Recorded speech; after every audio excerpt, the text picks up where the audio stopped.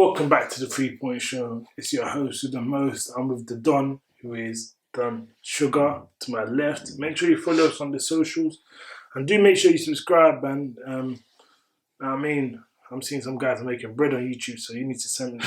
Now I'm praying, but subscribe for your latest sports. It's not reactions; it's just like thoughts, I guess. Anyway, yeah, subscribe. So you can get the alerts when it comes straight to your phone. We have obviously a boxing aficionado and Chelsea expert in the room right now. Firstly, I want to talk. I don't know where to start. All right. Where do we start? Okay, beautiful. It is beautiful at the beautiful. moment. Chelsea have won 5 of the last games in the Premier League. 5 out of 5 in the last 5 games in the Premier League. You technically don't have a star, should I say, like some other teams, but it's working.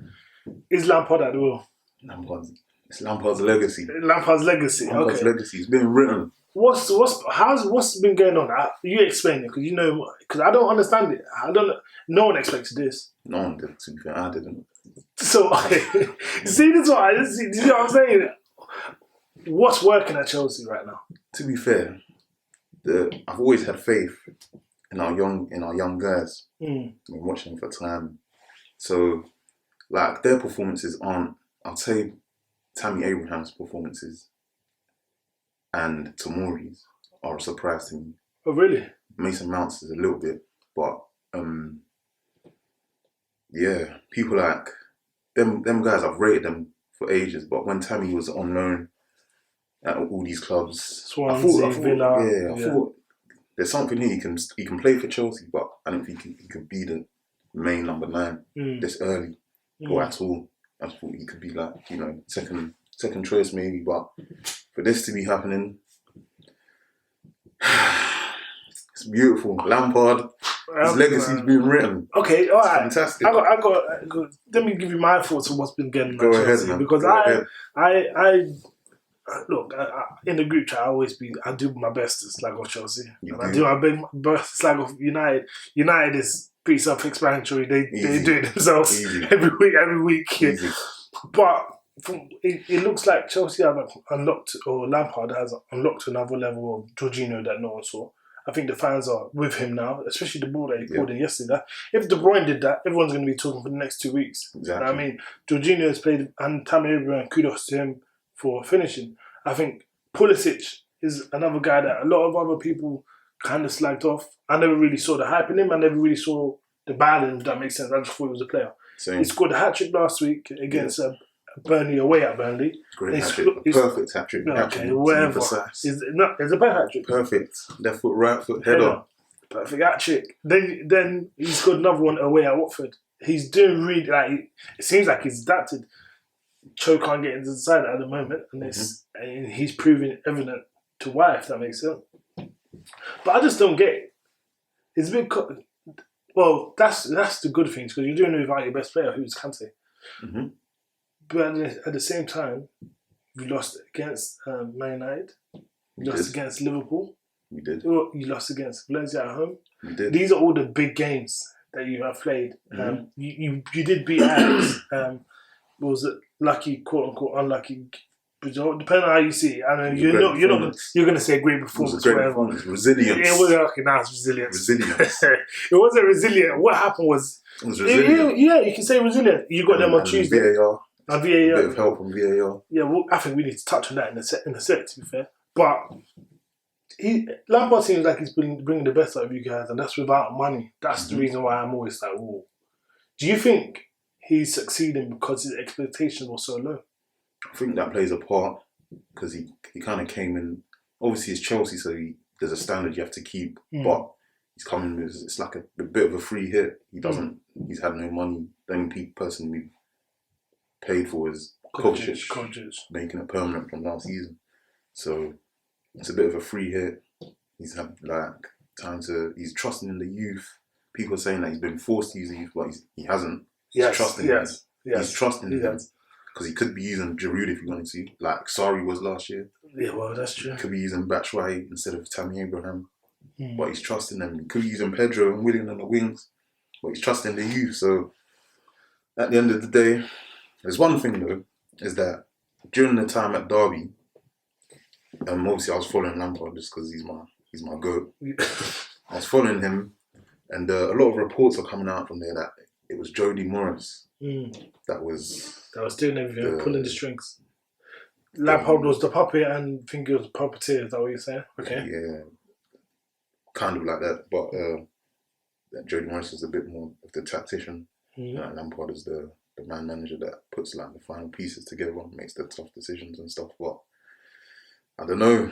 I'm not sure. I feel like Lampard, he's where. Who knows where he can go, man? He knows. Sky's the limit. Sky's the limit. How good do you feed him? Because, okay, I've said you've had a success of easy games of recently. I think you had that. But you've got Ajax next, then you've got Palace. Palace can be tricky depending on who you play. They're definitely difficult for Arsenal. Then you got Man City next. That's a loss. You can book it. You got Valencia. You got Man City after. What stadium is it at? It's at Man City. Oh, it doesn't matter if it's at Etihad. It doesn't matter if it's at goals. It doesn't matter if it's in my back garden. You see my away record? All right, you're not winning that game. I can say that. Facts. Alright, cool. Say no more. Facts. Say no more. You know what? And it'll make you. I'll tell you what's going to make it on. Liverpool are playing Man City next week. If Man City win that game, I can bet everything I have you're not going to win. Or do you know why? Because the gap is going to be too much, and the gap is going to lessen. And they're going to play a strong side for the rest of the season. That's my opinion. Great. You got Valencia at the Mestalla, I think it is. Is that their stadium? That's a loss. Valencia, the Mestalla. Did they beat at home? They did. Okay, so that's a loss. But we should have won the game. But I should have won the game. You didn't say that. You didn't say that. That was an even game. I mean, for the most part, edged them out. We've got you in December 29th. That'd be a good one. Oh, under 21st. Yeah, if you get rid of Emery. We'll get into. I'll tell you what. Your January/February is not too kind for you guys because you got Newcastle away. Not really the greatest. I mean, Saint Maxim, Gucci boy. What's the guy's name? Gucci gang. Saint Maxim. Saint Maxim. Yeah. Yeah. I mean, if he wants to on his day, you know what I mean. No, man. Almiron. Tomorrow will put him in a headlock. Man. Well, we'll see about that. Almiron couldn't score in the brothel. That guy, he is bananas. Get that guy out of here. Then you got, obviously, after Newcastle, you got Arsenal. Arsenal not really that great. But, I mean, if we catch form, then you got Leicester, then you got United, then you got Tottenham. You might lose five in a row. One. You're not, okay, this is what I'm talking about. Right now, the team that we're playing right now is not even our best 11. So what's your best 11? Rudiger's missing. Okay, who did Rudiger go for? He would come in for Zuma. Zuma's been doing well though. So tomorrow's your starter, would you say? Yeah, tomorrow's been consistent. Zuma's been the worst of the two. So Rudiger is a better player than Zuma as well. Kante's Kante, so he has to play. For Kovacic. Yeah. Kovacic has been one of our best players this year. So what's the midfield? I don't know. That's Lampard's decision. It's a conundrum. Yeah, I guess so. So we still got Rudiger to come back. Kante. Got Loftus-Cheek as well to come back. And Christensen. So, the squad depth, we're going to be able to rotate, move around. You didn't mention your boy James? Yeah, Reece James, he's feeding them in slowly. Okay. Because obviously Aspilicueta's recently caught a bit of form after he started the season off terribly. So I thought Reece James was going to come in straight away, but he's going to have to bide his time. But every time he's played, my guy, he hasn't failed me. He hasn't failed you, but you can't fail someone who's played 5 minutes of a game. So that's just my opinion. Yeah, going back to Lampard really quickly, I don't want to say if it's fool's gold or not, whatnot. We're already dealing with that at the Emirates. We'll ask you for your opinion. I know you're gonna say, but Chelsea, Stamford Bridge have a revolving door. Everyone knows that. But is Lampard going to be hopefully guy for the long term, or do you think he just wanted to prep these young boys and then bring an experienced trophy-winning manager come through? I think he's been brought in for the long term, but with Chelsea, just football in general, just don't know. You never know, man. You can bring someone in with the intention to have them for the long term, but just results at the end of the day, if they're not matching up, It's a double season. What is it? A double season. I'll tell you who has to go soon. I never thought I'd say it. And I said it last episode, I'm not really someone to say get this person out, but Emery, mate. Let's just say I'm not Emery for stay for the long term. You know what I mean? You have the substitutions don't make sense. You tell me something, because when I'm watching football, I need to understand this. Is Kolasinac Neymar? Because I need to know how comes every time we're drawing, we bring this guy on. What is he offering? I don't know. What is he doing in training? You know what I think is? I saw that video of him beefing them out with the Knights. I said, nah, I don't want no part of it. You're going to play every game this season. Because Kolasinac coming up don't make no sense. Ceballos doesn't really make no sense at the moment. I mean, it seems like he's fool's gold. He had one good game against Burnley at home. Since then, I'm yet to see a really good performance or to that level in the Premier League. Definitely. You got Ozil was balling out, but when are we going to see Ozil, Pepe and Laka? And Aubameyang? I don't think Emery's going to do that, man. Well, if you're not, then it's not only Rolex that tells the time. I tell you your time. It's time to go. Yeah, it's curtains. Now, I'm not even going to go on to them too much. I just want to say one thing though. I do think we have a good player in Tierney. Yeah, Tierney's a baller, man. I always, I'm not, because most platforms, they always feel that man them are always here to tear down guys. So I just want to give shout outs to certain players. I think he's been playing well. I think that Max in that Newcastle's been playing really well. Adama Wolves. If he has his day, you know what I mean? He's a handful. On his day, Adama Traore is probably the one player you don't want running that against you, because it's curtains. It's curtains. His days few and far between, man. He's so inconsistent. Yeah. You get once every like 5-6 games, but it's not good for enough. 30 minutes as well. It's not good enough. Not good enough. It's not good enough. If he was to go out, I mean, who else has been balling out in the league this season? Tammy Abraham, Harry Wilson at Bournemouth. He's been balling out. Was that Josh King yesterday, or was that Suarez? Because he flicked over my man's head, pirouette, pretty much overhead kick, put it. I mean, Man United does. On that note, the jury is going to have to come out on Wan-Bissaka sometime soon. I don't know, jury's out. Okay, you got something to say? Well, I mean, I was at Palace. I have to admit, I was a big fan. Are you just saying this because you don't like Man United? No. I was a big fan of him at Palace. But in some of my group chats, I was getting slated. They were saying, like, I'm overrating him, I'm gassing him a bit too much. I thought, you man are mad. Yes, I support this guy, man. Yeah. At United. He's been looking a bit funny, I can't lie. Looking funny on the lights. Positioning. People are always talking about how defensively good he is and how defensively good he is and how the comparison between him and Trent. Yeah. People saying, defensively he's this and that. But Trent is going forward. But no, the positional. There's a lot of positional problems. There's the positional problems that people slate Trent for. Wan-Bissaka has these same problems. Do you know why? And I'm going to tell you something about Wan-Bissaka. Wan-Bissaka is a good player, and I think they bought him for his promise. I mean, 50 million after one season is a bit steep for me. Yes. But they better hope that they've got something good in Wan-Bissaka. I'll tell you why Wan-Bissaka's defense ability gets rated so highly. Because of his offense. It's just not that good.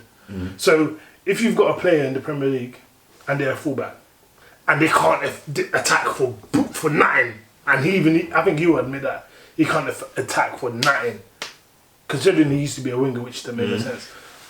They're gonna say, okay, if he's in the Premier League and he can't attack, he surely has to be good defensively, and he is to an extent. Yeah, to an extent he is. But I mean, he ain't something to write home about and say, you can't get past this guy. He's got good limbs and he's a great reactionary player, but no, I don't. The jury's out on him. The jury's out on Paul Pogba, and I'll tell you who the jury's really out on, and no one's saying 9. And I'll tell you why.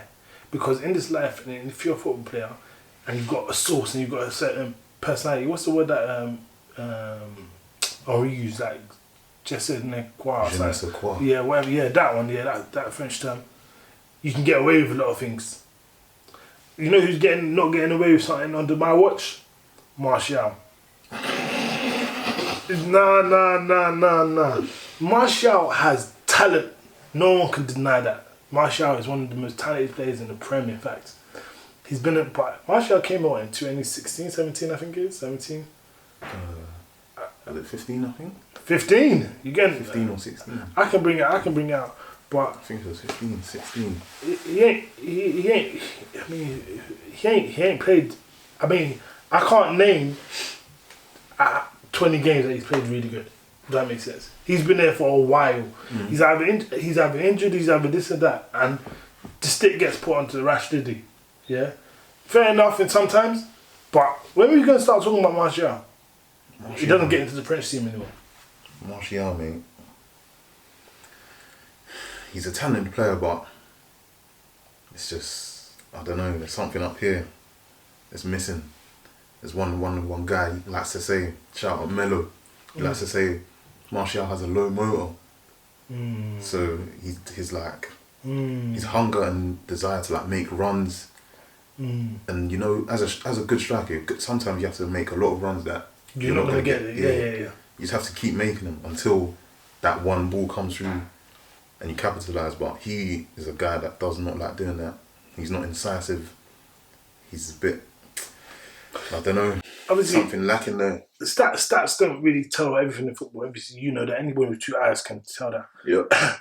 He's got obviously like a 1-3 record. So no one's going to say like he's not. I mean, for a striker slash winger, it's not really too bad.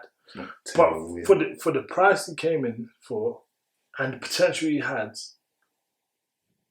and the availability, it's just not. I mean, how many games? We're living, as I said it, we're living off a finesse that he did in his first season. Obviously, man's got the side foot on that, but other than that, Martial, you're not delivering the goods, and I feel sorry for Rashford because Rashford gets the best stick of it. Pogba's packed in. He said he doesn't want to play anymore, leaving Fred in midfield. I mean, Fred he's picked up his performances, but still leaves a lot to be desired. Fred isn't good enough. Not good enough for Man United. He came to the Prem 50 million just to evangelise. Every game, he's just posting his prayers. He's praying every game, but he's not producing on the pitch. So why is he praying? Goodness. Saying someone else has got it stronger than his. Where? Because right now it's not making sense. Whatever prayer he's praying, he needs to up it. Maybe he needs to start fasting. Saying Sabami shooting. Yeah. If I have to be, but I know something that just I can say about. Talking about, you know, because someone else is flying high, because they're flying high in the top of the league, and we'll talk about them before we wrap up. Because they're flying high, I think his performances and his price tag goes under the table. We talk about our players like that cost a lot of money. You talk about Lacazette, obviously you don't rate him as highly as others. We talk about Wan-Bissaka, Maguire. When are we going to start talking about Naby Keita? Listen. When are we going to start talking about Naby Keita? Listen, Naby Keita, I've been... Joe Willock is better than Naby Keita. I'm just going to make it clear. Naby Keita, I never really watched him at Leipzig too tough. I maybe saw like 3 or 4 games. So my friend that supports Liverpool, that black yank, he goes by the name of Jordan. He was telling me, Naby Keita, he's going to come, he's going to do this, that. I just looked at him, I'm not going to use the word, I'm not going to say the word I used to describe him. Okay. However, before he left Leipzig, he was getting into a lot of problems, collected a few red cards, got into some training ground tussles, beefing his teammates. So I was thinking, this guy, when he comes, he's gonna start misbehaving. He's not gonna produce on the pitch. But he's not even misbehaving. He's not even got on the pitch. He's not even got on the pitch to misbehave. He must not be. He's not training hard enough. He's not working hard. Because if he was, he'd be playing well. He'd be producing. The game against us in the Carabao Cup, you know what? It got to a point I thought they had like 10 men. He didn't even look like he was contributing anything. And when they brought on Curtis Jones, I think he's a really good player. And he's coming up soon. He's coming out. I think Hendo and Wijnaldum, give it a few years, and you know what I mean. You watch your back because this guy is a really good player. But when he came on, you can immediately see the difference. You saw they had like a pep in their step. Mm. They took him off. They said it was an injury. I wasn't too sure about that. The only injury he did was hurting their team. You know what I mean? And that was it. How much did Naby Keita cost? 50-something million. And I saw him kicking the ball over someone's head and banging it top corner. I ain't seen that. You can't even do that with him on FIFA. You know what I mean? It's unfortunately, these are some of the guys we have to start looking at. Naby Keita he's the black Steve Malbronk. That is who he is. He's done. It's black Steve. It's time Liverpool's over. They should cut their losses. Steve Malbronk. He's the black Steve Malbronk. Liverpool, what they need to do, they need to cut their losses, recoup some of the money that they spent on him, just call it quits because this guy's not going to quits and try. You know what? Sell while you can. The same way we were talking about Poch and his interest or his rating, should I say? Sell Naby right now because what you can do is you can offer to other clubs and say, oh, he's just injury prone at this, but he will be back, and then when he's back, you will have a good player, so you can get a good return on him. But if he carries on playing the way he's playing, I mean, and it gets to 2 years on that contract. You've won a Champions League without Naby Keita, and this is one like you meant. He is your most expensive player. Most expensive. And you're winning Champions Leagues and Premier Leagues without him. Well, why do you need him? VVD's most expensive. Oh yeah, VVD. Sorry, yeah. But it's very telling. And Oxlade was out this whole time for so long. Naby had his chances, and look now, Oxlade has already leapfrogged in pecking order. It's a shame, man. It's a shame, still. It's a shame. Naby needs to start. Whatever Mane's doing, he needs to start watching him. Whatever Mane is producing. Yeah. They're from the same country, do you reckon? Naby's from... Naby's from Senegal, right? No, Mane's from Senegal. Naby's from... I can't even remember. Let me find. I can't remember. Well, let me find. I think he's from... Guinea. Guinea. He's only 24 years old, so hopefully he can come back. Once again, I'm not here to just be slagging off players anyhow, but I think if you cost a certain amount and your team is doing so well without you, you're surplus to requirements. And as much as you want to say footballers have too much money and football clubs have too much money, everyone wants to save money where they can. You know what I mean? So I'm sure he's not getting paid peanuts. And if you can get a good return on him, that's what they'll be. So cut your losses. Yeah, hopefully he comes back in. Before we finish, I just want to talk about VAR really quickly. It stinks. Because it stinks. It stinks. That's absolutely rancid. Really? I hate it. I hate VAR. Okay, why? Before they brought it in, I used to complain to my friends, it's not what we need. The reason why I like, as much as I hate mistakes being made against my team, I like the organic nature of football. So like iconic moments in history, like the hand of God. Yeah. These things wouldn't have happened with VAR. It would just be ruined. Obviously Chelsea, this is a disgrace. Van Persie getting sent off. That is these things. These are iconic moments in football that they live with you. But VAR, obviously, I know that at the end of the day, football is a business, so it saves people from relegation. It brings titles and all that stuff. But I just want we're taking too far now in terms of VAR, because VAR is meant to be video assisted referee, not video referee. So what's happening now is, for example, Mike Dean yesterday, he managed to he refed physically the Bournemouth and Bournemouth and Man United game, and they went to go do VAR for the Chelsea Liverpool game. It don't make no sense. His eyes are going to be tired. Well, I assume so anyway. But I've never seen someone score a goal with their armpit. And is that what we're doing now? We're saying it's terrible, man. The rules clearly state. That's what I don't understand. The rules state. If it's a clear and obvious mistake. So how some of the decisions that are being overturned, they're not clear and obvious. Like the Arsenal one, as much as I hate you guys, the one against Palace, that's an absolutely terrible decision. That is a shocking call. As in, Chambers was the one that was fouled in that passage of play. Somehow, they've given it against him, where the ref hasn't given anything.